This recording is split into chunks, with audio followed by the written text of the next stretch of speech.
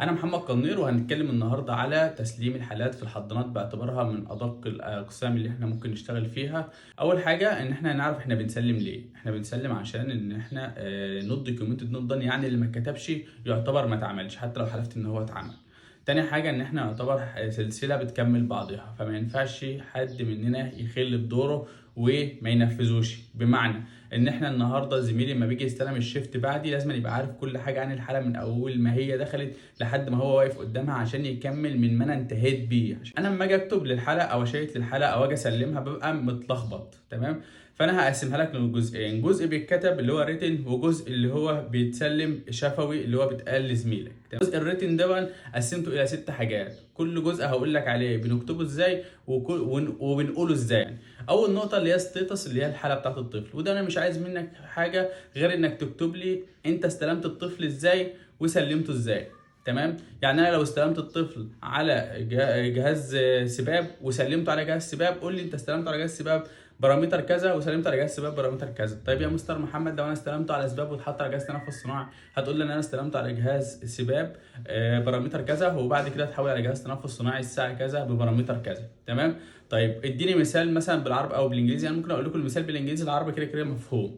مثال الانجليزي ان انا اقول لك اي ريسيفد البيبي اون انكيباتور اير، موجود في قلب الحضانه، اون سباب. تمام. جهاز سباب اف اي او 2 4 لتر في الدقيقه، واير 4 لتر في الدقيقه، والبيب بتاعه 6. زين ات 6 بي ام، الساعه 6 بالليل، اتحول لميكانيكال فنتيليتور مود بي سي في. تمام. مود البي سي في اف اي او 2 100% على ريسبيراتوري ريت 50، والبي اي بي 12، والبي ب 6. تمام. كده يبقى انا قلت لك ان انا استلمت الطفل على جهاز سباب وسلمته على جهاز تنفس صناعي. طيب لما اجي اقول لزميلي بقى هقول له ايه؟ هقول له والله ده واحنا معانا التذكره بتاعت الطفل كده، والله ده معانا ابن مدام منى، التشخيص بتاعه 38 اسبوع ميل، اللي هو ابن منى يعني. 38 اسبوع، سيزيريان سيكشن ريسبيراتوري ستريس جريد 3 ويز او سسبكتد نمونيا كونجيتال نمونيا. ده التشخيص بتاعه، واسمه هتلاقيه موجود على الحضانه، موجود على الاسوير. تمام. الطفل ده اتولد يوم الثلاث مع الدكتور فلان، او جاي من الاستقبال او جاي من العياده، ايا كان اللي هو المكان اللي جاي بيه. تعال نقول ان هو جاي من العمليات، جاي من العمليات بصعوبه في التنفس، سبوستر ريتراكشن وجرانتنج، اتحط على الهيتر لمده ساعتين 2 اكسجين. ظبطنا الرندم وظبطنا الحراره بتاعته، والطفل ما اتحسنش. طلبنا اشعه، طلع فيه سسبكتد نيمونيا، وخدنا الهيستوري من الام، كان نازل عليها ميه رابشر اوف ممبرين اكتر من 18 ساعه قبل الولاده، وكان عندها يو تي اي. تمام.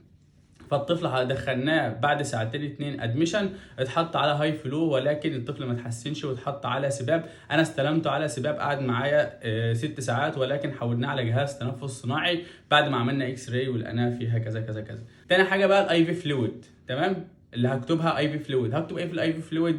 مثلا لو ده اول يوم هكتب لك اي في فلويد جلوكوز 10%، ريت 9 مللي في الساعه. تمام. طب لو الريت اتغير يا مستر محمد، زين ريت كذا. تمام. طيب اللي انا هسلمه بقى هقول لك ايه بقى؟ هقول لك والله الطفل ده هو شغال على محاليل جلوكوز 10% بمعدل 9 مللي في الساعه، وبعد كده بقى 8 مللي، بقى مثلا 11 مللي في الساعه، عشان الطفل اصفر وحطيناه على جهاز فوتو. والساعه 12 الظهر المفروض ان هو هيتحول معاك من جلوكوز 10% الى نيومنت عشان يكون كامل ال 24 ساعه. في نقطه الاي في فلويد برده ممكن نكتب نان ان هو ما بياخدش اي في فلويد، مش لازم يكون بياخد اي في فلويد. طيب لو الفيدنج بقى هقول لك والله الطفل ده هو لو هو ما بيرضعش هقول لك نان، وبعد كده اقول لك ان بي اون هو اوبن رايل نو سنج بير اورال، زائد اوبن رايل اللي هو محطوط له اوبن رايل انبوبه معده مفتوحه. طب لو انا الطفل ده بيرضع هقول لك والله الطفل ده هو بيرضع 5 مللي كل 3 ساعات باي رايل، او البوتل فيدنج كل 3 ساعات. ده اللي انا ايه كتبته. طيب انا هقول لك ايه؟ هقول لك والله الطفل ده عملنا له جاستريك ووش الساعه 12 الظهر، بعدها بثلاث ساعات اللي هو الساعه 3 ابتدينا تروفيك فيدنج ب 5 مللي رضاعه بالريل. والساعه 6 المفروض ان انا فتحت ما لقيتش فيها ريزيدوال، فردعت الردعه بتاعتي 5 مللي. هنثبت على 5 مللي لحد الاوردر الجديد الصبح ان شاء الله. اتكلمنا عن الستيتس الحاله بتاعت الطفل والاي في فلويد والفيدنج. يبقى الطفل رضع وخد المحاليل بتاعته، عايزين نشوف بقى الاخراج بتاعه، نشوف اليورين اوت بوت والستول بتاعه. بالنسبه لليورين اوت بوت هقول لك والله لو هو ما خرجش هقول لك نون ما خرجش يورين لمده 12 ساعه او مده 24 ساعه. ولو خرج هقول لك والله في ال 12 ساعه خرج 85 مللي او 85 سي سي. تمام. طيب لو جينا نتكلم على الباص هقول لك والله الطفل ده اهو نوت باص لمده 48 ساعه. تمام. طيب ده اللي انا هكتبه. طب انا هقول لزميلي ايه؟ هقول لك والله الطفل ده اهو باس يورين في ال 12 ساعه معايا 85 سي سي.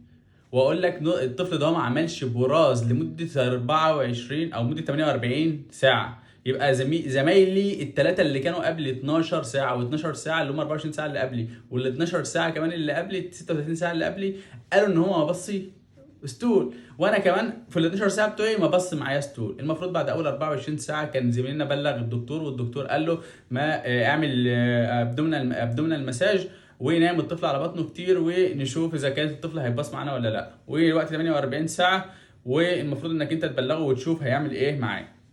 طيب خلصنا الاستاتس والاي بي فلويد والفيدنج والباص، نخش بقى على اللابس اللي هي ايه؟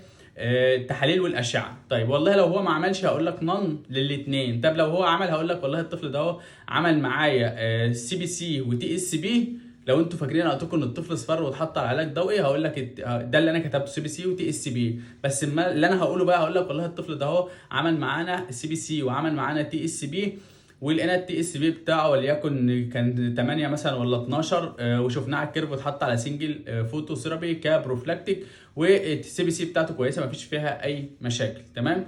هيعمل معاكم بكره اللي هو السي ار بي، او بعد 24 ساعه مثلا هتعمل معاكم السي ار بي. تمام. ده اللي بيتقال. طيب بعد كده عندنا اخر حاجه اللي هي الاشعه. مثلا لو احنا هنتكلم عليها، لو هو عمل اكس راي هنقول عمل، لو هو ما عملش هنقول نون. طب لو عمل هنقول لك والله عملنا اكس راي ولقينا فيها نيمونيا او اسبيريشن على الرايت سايد، والمفروض ان احنا حولنا الطفل من على السباب لجهاز التنفس الصناعي.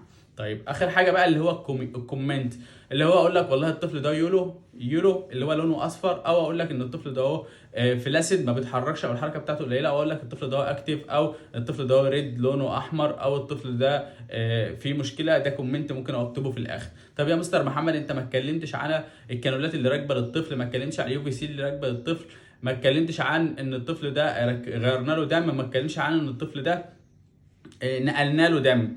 كل الحاجات دي ليها شيتات او فايل او ريبورت خاص بيها. يعني في حاجه اسمها انفيزيف بروسيجر اللي هو الكانولات واليو بي سي والسي بي سي والبيك لاين، دول لهم ورقه شيت كامل بيقول بقى مين اللي عمله وركبناها امتى وركبناها فين ومين اللي عملها دكتور ولا تمريض وراكبه يوم ايه الساعه كام والمفروض نغير عليها بعد قد ايه والحاجات دي. طيب بعد كده عندنا اللي هو البلاد ترانسفيوجن، نقلنا دم للطفل، المفروض برضو في شيت لوحدها نقلته واستلمته امتى واديت قد ايه وحصل ايه وانت عملت ايه قبلها والعلامات الحيويه بتاعت العين قبل واثناء وبعد وهكذا.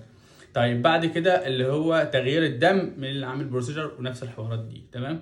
يا ريت اكون لخصت لكم الموضوع، وركز قوي على اللي انت هتكتبه يكون مختصر وسيمبل، ما تقعدش تكتب لي ده انا تم تركيب في التشييت اللي هو الاستاتس بتاعته، يعني تم تركيب كانولا، تم مسح المحضن، تم تغيير الببرونه، تم تنظيف ما اعرفش ايه.